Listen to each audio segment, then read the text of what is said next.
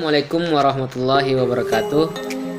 Saya dari kelompok 5 akan membawakan judul yaitu strategi organisasi dengan beranggotaan Heryo Galvinas dan Risana Aulia, dan saya sendiri Muhammad Dandi. Langsung saja saya akan membawakan makalah saya yang berjudul strategi organisasi. Adapun pengertian strategi menurut Sarinah dan Mardalena dalam buku Pengantar Manajemen halaman 185. Strategi adalah suatu aktivitas formulasi rencana jangka panjang bagi aktivitas atau efektivitas pengelolaan peluang dan tatanan lingkungan baik dalam dan perusahaan dan di luar perusahaan. Adapun strategi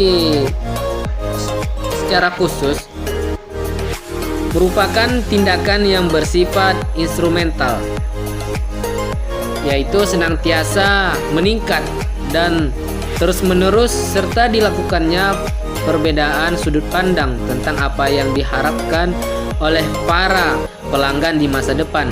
Dengan demikian, strategi hampir selalu dimulai dari apa yang terjadi dan bukan dimulai dari apa yang terjadi. Terjadinya kecepatan inovasi pasar yang baru dan perusahaan pola konsumen memerlukan kompetensi inti atau core competition. Adapun pengertian organisasi berasal dari bahasa Yunani yaitu organon, yang berarti alat atau sarana. Organisasi adalah keseluruhan perpaduan unsur manusia, non-manusia, dan manusia yang masing-masing memiliki fungsi dalam mencapai tujuan bersama.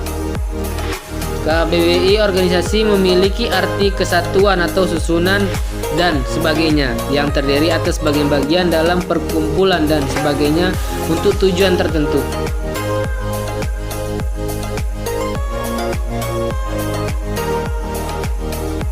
Pengertian organisasi, Wijayanti mengartikan bahwa organisasi merupakan suatu sistem yang terdiri dari pola aktivitas kerjasama yang dilakukan secara teratur dan berulang-ulang oleh sekelompok orang untuk mencapai tujuan yang telah ditentukan. Herujito memberikan pengertian terhadap organisasi dengan dua cakupannya, yaitu yang pertama organisasi sebagai wadah atau lembaga suatu kelompok fungsional ketika proses manajemen berlangsung. Organisasi sebagai wadah pembentukan tingkah laku hubungan antar manusia secara efektif sehingga mereka dapat bekerja sama secara efisien dan memperoleh kepuasan pribadi dalam melaksanakan tugas-tugasnya serta membentuk kondisi lingkungan tertentu. Pengertian strategi organisasi. Klender JR mengemukakan strategi organisasi ialah penetapan tujuan-tujuan dan sarana-sarana jangka panjang yang bersifat mendasar bagi sebuah organisasi, yang diajukan dengan menetapkan rencana aktivitas dan pengelolaan sumber daya yang diperlukan guna mencapai sarana-sarana tersebut. Pada umumnya, strategi digunakan oleh organisasi yang bertujuan memperoleh laba sehingga disebut strategi perusahaan. Akan tetapi, strategi juga dapat digunakan dalam berbagai organisasi yang bukan bertujuan untuk memperoleh laba seperti organisasi di sektor publik. Baik, cuma sampai di situ saya bisa menjelaskan. Berikut teman saya akan menjelaskan dengan Heryo Galvinas. Waktu dan tempat disilakan. Selanjutnya ialah unsur organisasi. Unsur organisasi itu ada 3. Yang pertama ialah tujuan. Tujuan suatu organisasi adalah untuk menghasilkan barang dan pelayanan. Organisasi non-profit sebagai contoh menghasilkan pelayanan dengan keuntungan masyarakat seperti pemeliharaan kesehatan, pemeliharaan jalan, pendidikan, dan juga proses keadilan. Bisnis menghasilkan barang dan pelayanan dan konsumsi seperti mobil, perumahan, peluang rekreasi, perhotelan, lembaga keuangan, dan juga lain-lain. Lalu yang kedua ialah hierarki kewenangan. Kewenangan adalah untuk bertindak dan memerintah pribadi orang lain. Para manajer memiliki kewenangan terhadap bawahannya. Bila organisasi membagi pekerjaan ke dalam bagian kecil, beberapa hal harus dikerjakan untuk mengkoordinasikan usaha menjamin bahwa hasil pekerjaan mencapai tujuan suatu organisasi. Hierarki kewenangan adalah bila posisi kerja ditata agar pembagian kewenangan meningkat, memudahkan dan juga memudahkan koordinasi. Seseorang yang memiliki kewenangan tinggi dapat membuat keputusan yang menghasilkan dalam koordinasi lebih baik dan mengarahkan aktivitas kerja pada level rendah. Dengan perpaduan unsur manusia, material, dan perangkat tujuan, pembagian kerja yang jelas serta kewenangan, maka suatu organisasi bekerja dalam suatu sistem terbuka untuk mencapai tujuan organisasi. Lalu yang ketiga ialah pembagian kerja. Esensi suatu organisasi adalah manusia. Proses melaksanakan pekerjaan ke dalam suatu komponen kecil yang melayani tujuan organisasi dan untuk melakukan oleh individu atau kelompok disebut dengan pembagian kerja. Pembagian kerja ini berlangsung untuk memobilisasi organisasi dalam pekerjaan banyak orang untuk mencapai tujuan umum. Selanjutnya ialah efektivitas organisasi.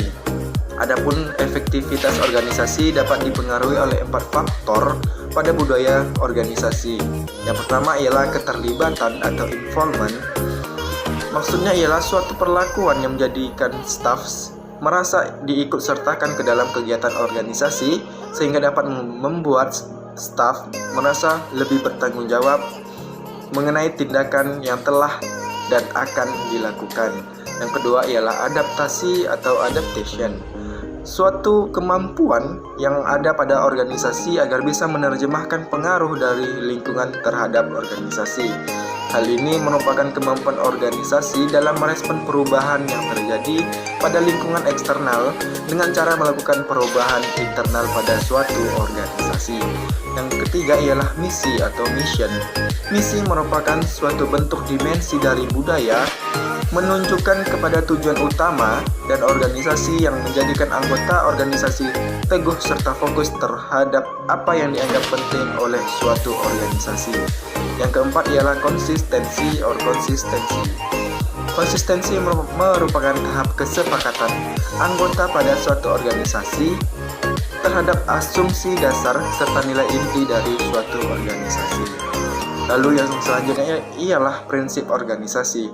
Menurut seorang ahli manajemen, yaitu Fayol, menyebutkan ada beberapa prinsip yang menurutnya dapat digunakan secara universal dan dalam prinsip organisasi tersebut, meskipun kurang keuniversalannya. Yang pertama ialah pembagian kerja. Prinsip ini sama dengan pembagian kerja spesialisasi menambah hasil kerja dengan cara membuat para pekerja lebih efisien. Lalu yang kedua ialah wewenang. Manajer harus dapat memberi perintah wewenang memberikan hak ini kepadanya. Tetapi wewenang berjalan seiring dengan tanggung jawab. Jika wewenang digunakan, maka timbullah tanggung jawab. Yang ketiga ialah disiplin. Para pegawai harus mentaati dan menghormati peraturan yang mengatur suatu organisasi. Yang keempat, kesatuan komando. Setiap pegawai seharusnya menerima perintah hanya dari seorang atasan. Yang kelima, kesatuan arah. Setiap kelompok aktivitas organisasi yang mempunyai tujuan yang sama harus dipimpin oleh seorang manajer dengan menggunakan sebuah rencana.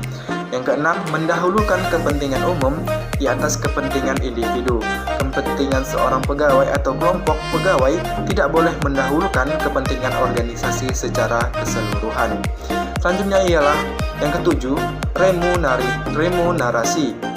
Para pekerja harus digaji sesuai dengan jasa yang telah diberikan kepada suatu organisasi. Yang kedelapan ialah sentralisasi. Hal ini merujuk kepada sejauh mana para bawahan terlibat dalam mengambil keputusan.